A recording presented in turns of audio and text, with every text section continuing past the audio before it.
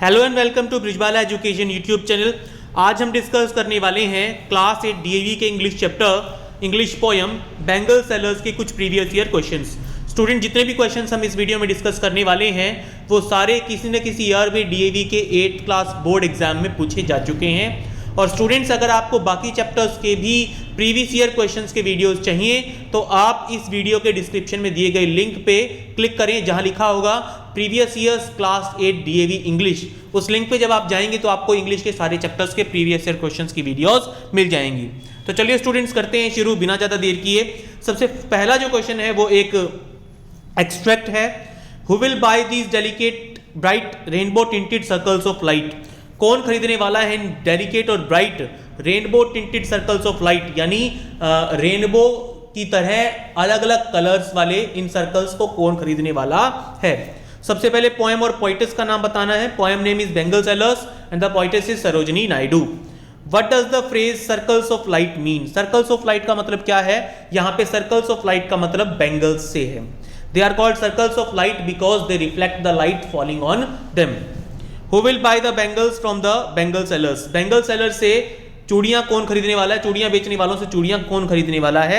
Happy daughters and happy wifes are going to buy the bangles. Happy daughters यानी खुश बेटियां और खुश पत्नियां यानी लड़कियां असल में खरीदने वाली हैं बैंगल्स उन चूड़ी बेचने वालों से।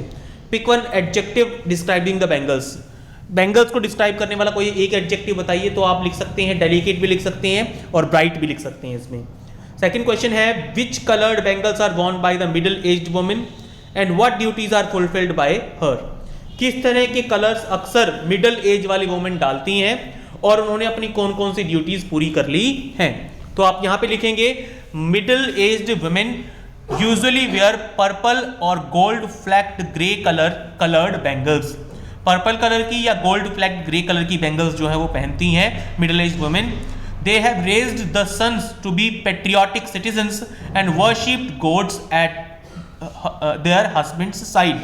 उन्होंने अपने बेटों को इस तरीके से पाला है कि वो देशभक्त बन चुके हैं, देश की सेवा के लिए तैयार हैं और अपने पति के लिए उन्होंने पूरी उम्र भगवान की प्रार्थना की है और हमेशा अपनी प्रार्थना में अपने पति के लिए ही भली चीजें अच्छी चीजें मांगी हैं। तो इस तरीके से आप इसको आंसर कर सकते हैं। Now moving on to next question. Third question फिर से हमारे सामने एक एक्सट्रैक्ट है। Some like the flame of a marriage fire और rich with the hue of heart's desire tinkling luminous tender and clear like her bridal laughter and bridal tear. ये हमारी lines हैं और हमारा देखिए क्या है एक्सट्रैक्ट में कौन से क्वेश्चन है। Poem and poet bangle sellers is the poem and the poetess is Sarojini Naidu. Name the poetic device used in line 2। Line 2 जो है हमारी लाइन 2 है और rich with the hue of her heart's desire. यहाँ पे कौन सा पोइटिक डिवाइस यूज किया गया है। यहाँ पे एलिट्रेशन यूज किया गया है स्टूडेंट्स, क्योंकि एच को रिपीट किया जा रहा है। यहाँ पे एच को रिपीट किया जा रहा है तो इस पोइटिक डिवाइस को कहा जाता है alliteration.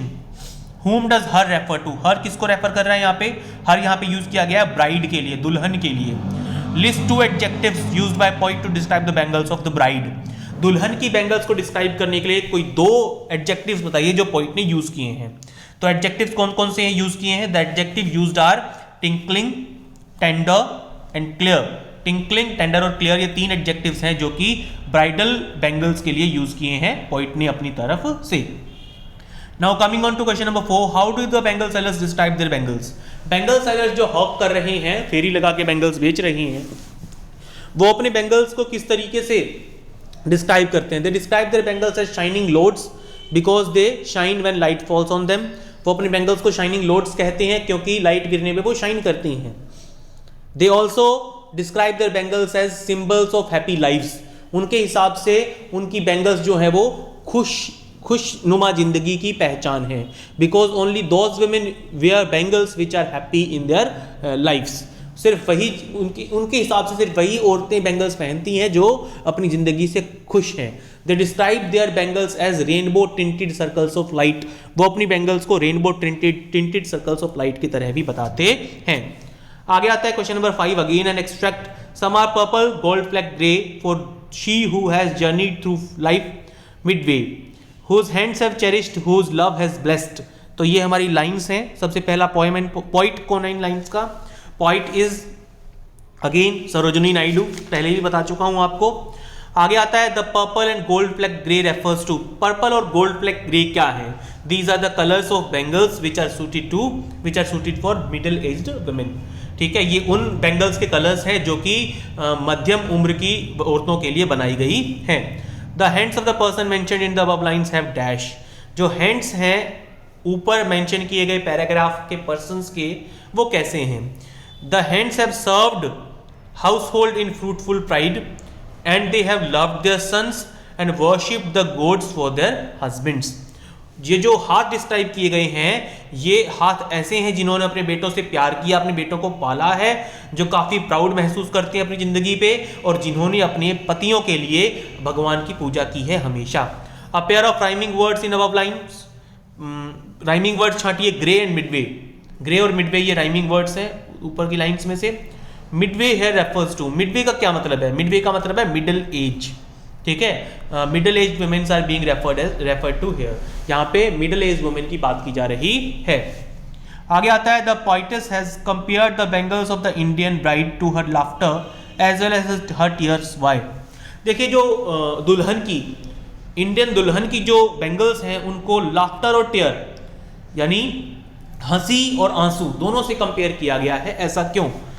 Because the Indian bride is happy as well as sad, क्योंकि जो इंडियन ब्राइड है वो खुश भी है और उदास भी है। She is happy because she is about to begin a new phase of her life.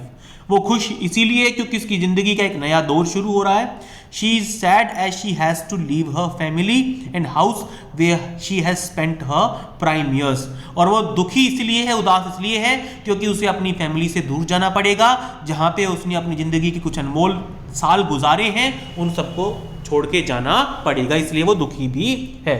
तो स्टूडेंट्स, ये थे आपके क्वेश्चन आंसर्स। अगर आपको वीडियो पसंद आया तो इस वीडियो को लाइक जरूर कीजिए स्टूडेंट्स। आपके लाइक्स हमारे लिए बहुत ज़्यादा वैल्यूएबल है स्टूडेंट्स। और अगर आप इस चैनल पे नए हैं, अब तक आपने सब्सक्राइब नहीं किया है, तो सब्सक्राइब जरूर करें और नोटिफिकेशन बेल आइकन को जरूर से जरूर दबाएं, ताकि जैसे ही कोई नया वीडियो आपके लिए अपलोड हो तुरंत आप तक नोटिफिकेशन पहुंच जाए। Thank you everyone.